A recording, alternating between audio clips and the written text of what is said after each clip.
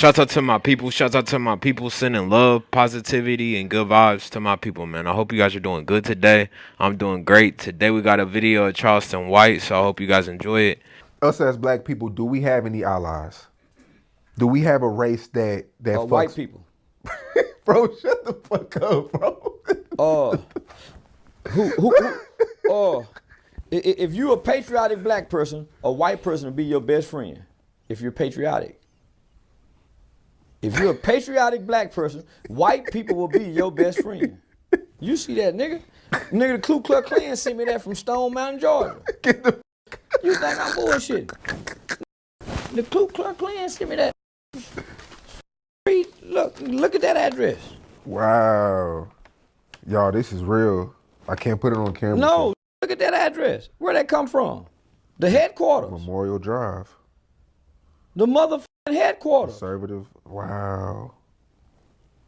How they find you? They've been putting my address online forever. They sent that to the main house. Would you ever go to the main house? Yeah. Yeah, hell yeah. Because I understand. Homie, who else teaches us how to read? No other race would teach us their language. No other ethnicity group would teach us their language. White teachers taught us how to read and was fair to all of us for the most part, no matter what their prejudice or ideology was. So most don't know how to read if it wasn't for a white school. So you think white people, if you're patriotic, white people will rock with you before Hispanic will? Yeah. Yeah. But Hispanic, they love the culture though. They love the. But they hate the color. Mexican men hate the fact that you sleep with a Mexican woman or their sister. White people do too. Nuh-uh. They'll find accepted at some point. Mexicans will hate you. Men, Mexicans don't like us, homie. Asians don't like us. A Mexican be your friend all day long till his sister start liking or his girl start liking. I've been the Eagle Pass down by Mexico. They are not loving toward us. Go to prison. Mexicans hate. They do in prison. I keep. Man, you go to jail, nigga. You go see Mexicans hate us. They just want to be us. Like they'll side with the white. Yeah, over us. Yeah. They don't, Mexicans, brown and black don't ride together against white. That's crazy. White and brown ride against black. So nigga, go to California and see how Mexicans really feel. Them real Mexicans. Uh-huh. Yeah, these Texas Mexicans ain't real. Ese, Vasto, no, they Mexican. But leave outside of Texas and you'll see how Puerto Ricans feel, Cuban nigga, they don't rock with us. Sure. A white person is more likely to speak to you and embrace you out in public or outside of your normal environment before Mexican or Even Asian. Africans and like Nigerians say crazy shit about African Americans. Yeah. Nobody rock with us but white Americans, homie. But what is it about us though that makes us the most hated? How do you feel about what he said? Me personally, you know, my baby mom, she's Mexican. I'm black. I have white friends, so, you know, I feel like you can't judge a book by its cover. You gotta, you know, get to know the person for who they actually are in the inside. We're disrespectful. We're arrogant. Loud. We have an ethnocentric ideology belief as if we're better than everybody because we think we were the first. We think we're old. Yeah. We're entitled. Yeah. We're lazy. When you get on the job with most black people, everybody look at them and see, man, that nigga, you know, we don't work as hard as other people. So it's obvious why they don't like us. Just look around on your job. We the loudest. We come in. If we having a bad day, we go tell them off. We ain't take what we not gonna put up with. And we're not the brightest. We're not. We used to be at the front of the pack, homie, in the 60s and the 50s. We're not the brightest anymore. And we ain't the strongest and the toughest like we think we are. I definitely disagree because, you know, until I found some passions, until I found a job that I like or, you know, my purpose, I was kind of just nonchalantly going through the motions when it comes to like work. So I definitely disagree that we're lazy. I feel like, you know, we just got to find what's our cup of tea. That's why the white boys got into UFC and started kicking ass. Yeah, we just know how to use our hands and fight. Them niggas using feet, Man, elbows. that's why the funniest looking. That's why UFC came about, homie. Yeah. And UFC also became a training ground for white supremacy kids. That's been bullied because we've been bullying people for a long time. So you know we had the physical and the body structure and the athleticism and the agility to physically empower everybody until they start learning mixed martial arts. I got a white friend. We were just talking about this yesterday. He said that what's wrong with black people is we think short term. He was like, white people, somewhere along the way, our fathers taught us to think long term, tunnel vision. Black people, we think short term. We want it now. We don't microwave mindset. We don't believe in legacies. Ball till you fall. So we don't believe in legacy. That's why most of us die without life insurance policies. That's why most of us don't invest in life insurance policies. So that's one of our biggest problems. That's a crazy analogy. Nigga, that was pushed out for a whole generation of kids. Then it came with blowing money fast. So ball till you fall. Then it came with blowing money fast. That's been at least 20 or 30 years of indoctrination. So and we don't think of a legacy, homie, because if we thought of a legacy, we wouldn't have so many children by so many different women. Your children are your legacy, and what you pass down to them determines if you or your name live forever. So we got 3-4 kids, and all of them got different last names. That's a black thing too. That's a black thing. That's a black thing too. And I've interviewed probably 5 rappers recently. Main Music got 6 kids by 6 baby moms. Yayo got 5 and 5, and Bandman got like 5 baby moms. Like, see, we can keep going. Homie, it's a lot. I got 2 kids by 1 woman. Facts. Whom I was married to. Same. Who I was married to, homie, because I didn't want to spread my seeds. I understand legacy. I understand the value of our name. My granddaddy had 5 kids by 1 woman with my grandmother. He didn't have a bunch of kids. So nah, homie, I understand because I was taught it. Nigga, I'd rather abort babies. Yeah, I'd rather kill the babies, my nigga, than let them be spread out. You think that's selfish as us as men? What? Just impregnating other One women. woman? Yeah. It's not being selfish. No, multiple women. Having multiple women. No, that has nothing to do with being selfish. That's being irresponsible. Yes, that's a nigga not understanding his value. Because it diminishes, I don't care how much money you got, it diminishes and decreases your value. And your children become at odds with one another. Some of those outside kids is gonna despise the kids who you live in the house with. My barber said the same thing. He has multiple baby moms too. He said, he told me this years ago. He said, if you do anything, make sure you just have 1 baby mom, because if he was like me, I got to deal with 4 or 5 different personalities. 1 baby mom may be cool, but it's 2 over here that, you know what I mean? They look at homie, and the kids that's not with you, homie, is gonna at some point resent the kids who are with you. Yeah. They could never love each other harmonious. And if you try to bring them all in the same house, that woman is gonna she may not mistreat them, but she's gonna make a difference. You think so? I know so, I done seen it. Without knowing. They do it without even knowing they do it. They do it without knowing it because the woman is way more selfish with her kids. The women are way more selfish with her kids than yours, nigga. And she go get mad at you if you try to do anything more for these kids that's outside the household. She don't give a damn about them kids over there. Very few women is gonna work hard for you. Say, baby, go get your kids and bring them over here and make them feel like she's their real mother. Most women would not do that, homie. Take a special kind of woman. Most women would not do that, homie. She's gonna despise those kids, especially if you love on them like you love on the ones in the house. You think you having 1 baby mom has saved you a lot of? It did. Just stress, drama. It did. Yeah, it did, homie. I definitely agree with this sentiment because, you know, I got 1 baby mom and she keeps my hands full, so I completely agree. And it gave my children more of an access to my mother and my side of the family. So it's a lot of kids, homie, they don't have access to the dad's parents. They don't get to know their grandmother, homie, they don't get to know their other cousins because they mother, these are my kids, nigga. These my kids. So your family don't get to have access to them. The baby mama that's over there, your mama can't call them a girl, just bring them over here. So the grandparents are robbed too. So that's why Texas got a thing as grandparent rights. Nigga, if you a grandmother or grandfather, nigga, you can go fight for the rights for your kids. You see what I'm saying? But nigga, that's why they say mama's baby, daddy's maybe. So now, nigga, I saved myself a whole lot of headaches, nigga, and turmoil. And problems by having one baby mama. Were you ever on child support ever? I put myself on child support. That's the smartest thing to do? My mother was a foster parent for CPS, homie, through Lena Pope Home. So my mother understand rights in Texas.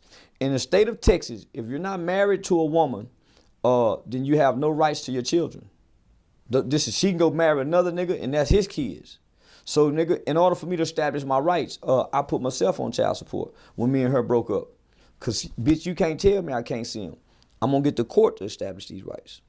And I heard it's cheaper too when you put yourself on child support. It depends on what you're making. They don't go by nigga. They go by the percentage wise what you making. So, but nigga, I didn't do it because I didn't want to pay or did want to pay. I wanted rights to the kid. I wanted to be able to go up to the school. Last name, yeah, homie. So now I wanted rights.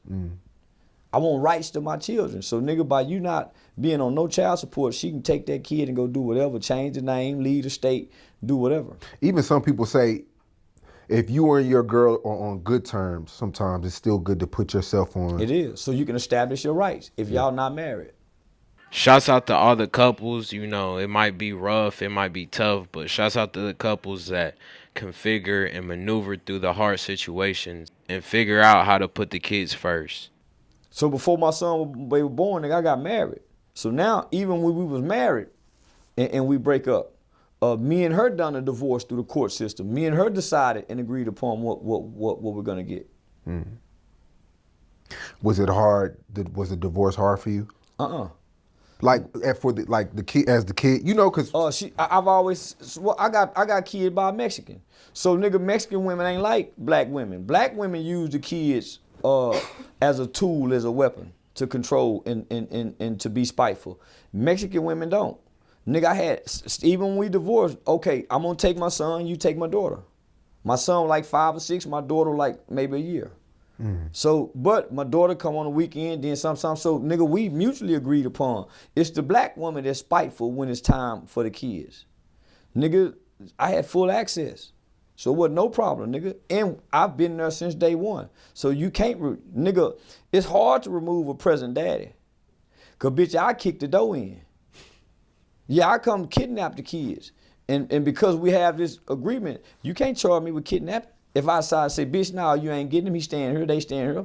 So nah, nigga, we co-parented very well. But don't they have like dates where you have to pick up the kid? That's when you go through the Attorney General's office. So when you go through the Attorney General's office, they may give you first, third, and fifth Friday of every month, every odd summer, every odd Christmas. So yeah, homie, they give you plenty. They give you plenty of rights. And so I started working with the Attorney General's office, homie, teaching parenting awareness. By way of being certified through the Attorney General's office, because I was trying to get niggas game. Nigga, just put yourself on child support. But nigga, if you can work with the mother, and sometimes, nigga, as the father, you gotta be willing to kiss some ass. Especially if you know you done inflicted some pain. That's definitely facts. You know, I'm not perfect, never claimed to be perfect, but to be able to co-parent and figure out a situation for the kids, like at the end of the day, that's what I apply myself on, is the fact I try not to put my ego and myself over my kids. Especially if you know you this kind of nigga and you done this. Nigga, sometimes you gotta be willing to kiss a little ass. Cause nigga, y'all still be together had you not got caught cheating, had you not done this. So nigga, you have to understand that. And as a good father, nigga, sometimes you gotta jump through some rings of fire. You gotta, sometimes you wanna be, sometimes, cause the bitch go put up some rings of fire, nigga. And sometimes, nigga, just to still. Hey, Charleston know his shit, man. Shit, nigga, sometimes you gotta kiss some ass and jump through some rings of fire, nigga. So the divorce, that was your fault? Yeah. Nigga, That's real I used to fuck shit, up best friend and all kinds. See, I was loving that dirty motherfucker. yeah. Nigga, she done had friends spend the night and I come out of the shower with that dick down. And they look up, whoa, yeah, I done been a low down dirty motherfucker. Yo, this dude is crazy, man. I done been a low down This dirty dude motherfucker. Nah, it was all my fault. Dang. Yeah, it was all my fault. So, man, it's crazy just being on social media, seeing so many people see your old videos of you going down to the Fort Worth court and checking people over a grill. All this started over a barbecue pit? Oh, that was just one instance. Nigga, that was just one instance. So, one of the videos where they see me getting dragged out and I'm talking about STDs. Well, they had just came out, the Texas, the Human Health Services had just released some reports. And nigga, I think during that time, almost like 3% or 5% of the new HIV cases was teenagers, as low as 13. Then I had the chlamydia, gonorrhea, nigga, I had all those statistics. And nigga, I think out of 8,000 cases, 65, almost 7,000 was teenagers. Wow. And they getting ready to tear down the projects and spread all this throughout the city. So nigga, that was an alarming for, homie, it was almost a pandemic in STDs in teenagers. So I was going downtown to address the city council on these new reports of the Health and Human Services. And nigga, they didn't want them white people to know that. And it was a room full of white people, and it was predominantly black and Mexican children. Mostly girls. So they be talking, and nigga, at that time, Dallas was leading the nation in HIV new cases. And nigga, most of these new cases was teenagers and kids. So nigga, I got that, so I had that report and I went downtown to address it. But the way I was trying to address it, I was trying to make it shocking. And they drug my ass up out of there. Because they didn't want no, and plus the city was growing. The city was growing, I think Fort Worth had just went from like 16th to the 14th largest city. Now it's 1 million people in Fort Worth. Yeah, so homie, the city was growing fast. So nigga, they didn't want me coming down there alarming these people who now these black kids is being pushed off into the white neighborhoods. So so I had partnered with the Human Health Department, and nigga, they gave me like over 20,000 condoms. So nigga, I used to ride around my car just dumping condoms off all throughout the city. So nigga, I was really grassroots, boots on the ground kind of nigga. And I went to the city council meeting every Tuesday. And I always had something to say every Tuesday. So shout out to Alex Stein. That's who's been finding these old videos and putting them out. Yeah. But nah, homie, the barbecue pit is how I used to feed the young niggas after school. Yeah, you wasn't playing about that barbecue pit. Nah, nigga, they came and seized my barbecue pit off my land. And so nigga, I was willing to die, kill, and go to jail behind that motherfucking barbecue pit because this how I'm feeding my people. How much was that barbecue pit worth, bro? You could have bought another. It was worth $10,000. Oh. Yeah, nigga, it was a homemade, nigga. I could have put 4 bodies in that motherfucker, long ways. And nigga, they came and took it. Why? Because I wouldn't get the permit to sell barbecue. I had my food handler's permit, but I'm on my land selling it, and I'm not selling barbecue. I'm giving it away to feed my people. Y'all don't have no feeding program down here, so this is how I'm feeding my people. Why not just get the permit? Get the permit for what? Why do I need permission from the city where I have to pay $15 to $20 every other day? Because you're giving it away to people. But I'm not selling it. It's a difference. And you can't tell me I got to have the white man permission to feed my people. You mean to tell I got to go downtown and get y'all permission to feed these hungry kids in a project and y'all ain't feeding them? They mama's selling the food stamps? That's the reason why I really like Charleston White is because, his past, he really was trying to make a change. And it's sad because we really made Charleston White who he is now. Y'all fucking with me, but y'all ain't fucking with these Arabs and all these other places. So that started the fuck the giving back shit, fuck the community activist shit. Nah, nigga, I was still giving back. I was just fighting the city. What made me say fuck the community is when Dacian Steptoe killed Officer Garrett Hull. And the police was threatening the family of Dacian Steptoe. And I went and held security. I didn't see no Muslim nigga. I didn't see no Crip and Blood nigga. I didn't see no RBG niggas. I didn't see no black people standing to protect this family. The mother and the father had nothing to do with their son killing a police officer. They executed this kid.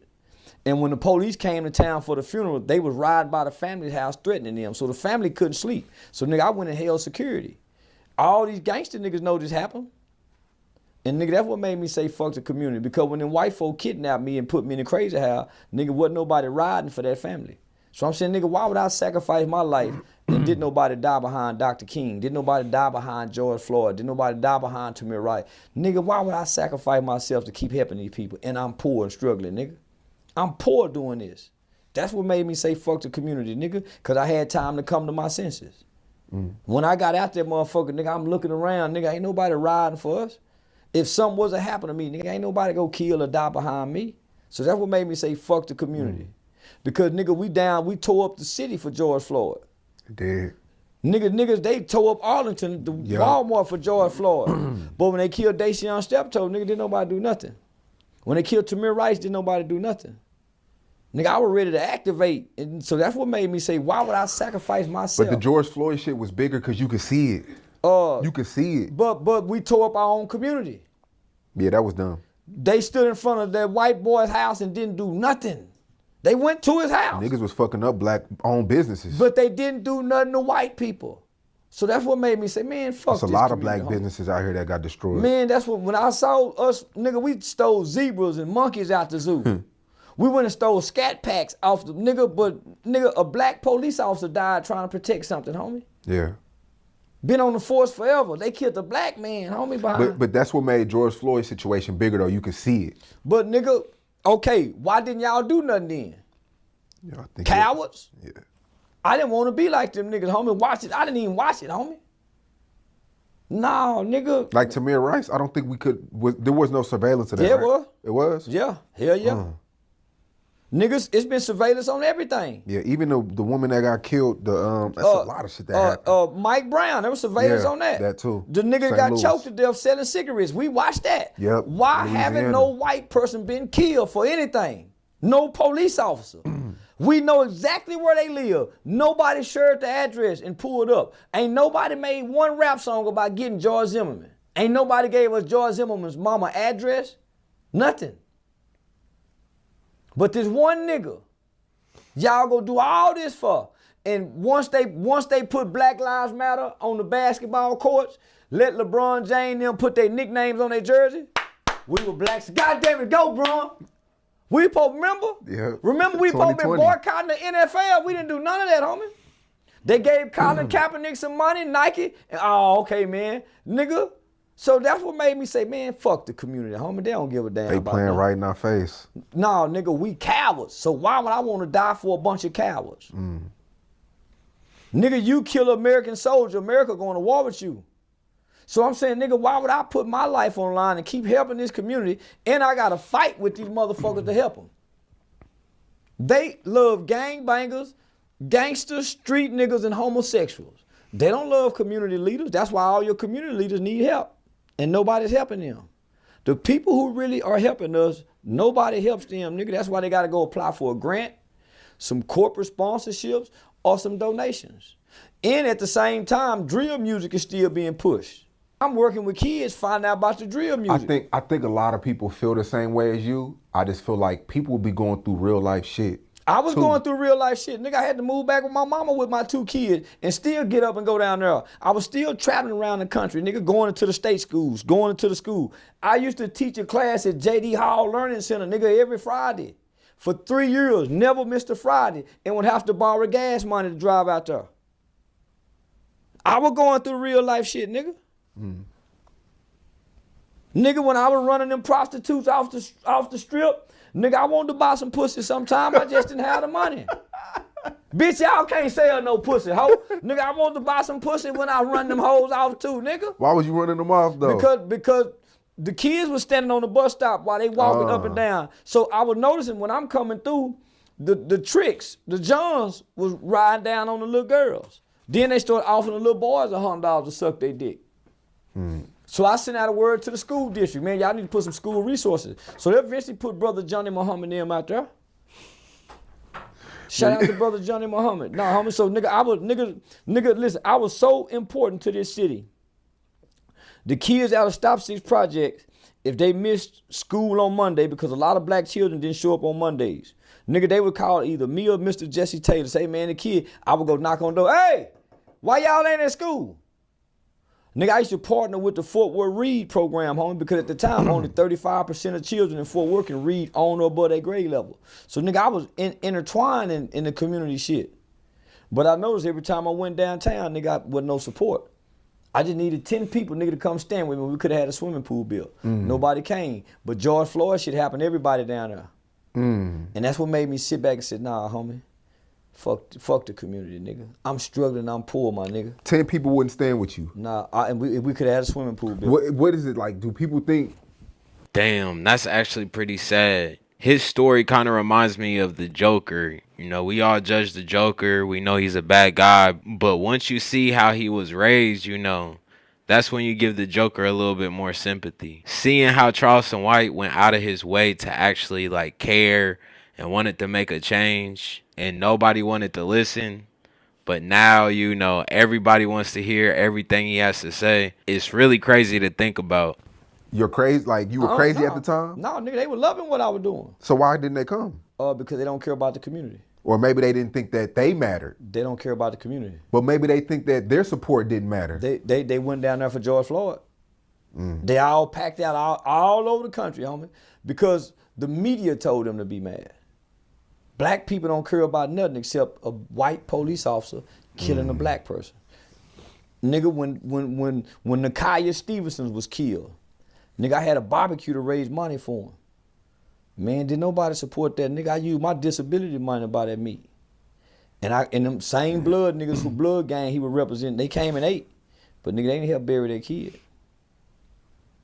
Nigga, the kids that was getting in trouble, when Lil Rodney and them had, it was a Mother's Day shooting at Wilbarger Park. A little 17, 16-year-old girl, homie, had a scholarship somewhere. Her mother had just died. She just decided to go to the park. These niggas had a shootout and shot that baby. Damn, I think I heard of that. Yeah, it made it wasn't national Lake news. Como, was it? No, it was at Wilbarger Park in Eastwood. It made national news because there was so many people at the park. There were like 500 people at the park. Nigga, the black people wasn't mad about that. So nigga, I was helping the victims. Homie. And nigga, the black community wasn't with the victims. That's what made me snap. Now I got the gangbanging niggas saying I can't say fuck Crip and Blood. I can't say fuck. That's what made me start being disrespectful, because these local niggas, I can't say, they doing documentary with Real Tune TV, but these niggas ain't so nigga, fuck you, crab ass nigga, slob ass nigga. That's what made me start being disrespectful. Then when I found out about the DD nigga, fuck you two niggas, I started throwing down pitchfork. Then I started finding out about this rapper, that rapper, this rapper, that rapper, and then nigga, I turned to the culture. When they shot up the 93-year-old woman house, nigga, off Hattie Street, nigga, I took some of my money, nigga, and helped patch up them bullet holes. Why they shoot up her house? Wrong house. They were looking for Big Pun. Big Pun mama stayed next door, and Big Pun was a fool with it. And they could catch Big Pun in the streets. He wasn't hiding. But they wasn't supposed to shot up his mama house, but shot up the 93-year-old woman house next door in the name of Crip. So now, nigga, I went to war with the streets first. Then I came on the internet. When I realized I can't beat these white folks. Yeah, when people, I think a lot of people felt some type of way about the character, but when they seen that though, the old clips, I think people understand now. It's been out there, homie. But nah, I think these clips are just touching people even more. We can see the passion. And it's different, and it's different episodes. It's like you said, nigga, every Tuesday. I was fighting with the white folk first, nigga. But the white folks told me I can't beat them, nigga. So I hope you guys enjoyed the video. Make sure you guys like, comment, and subscribe. And make sure you guys hop into my bio where you guys can follow my other platforms. So I love you guys. I'll see you guys on the next one. Peace. We out.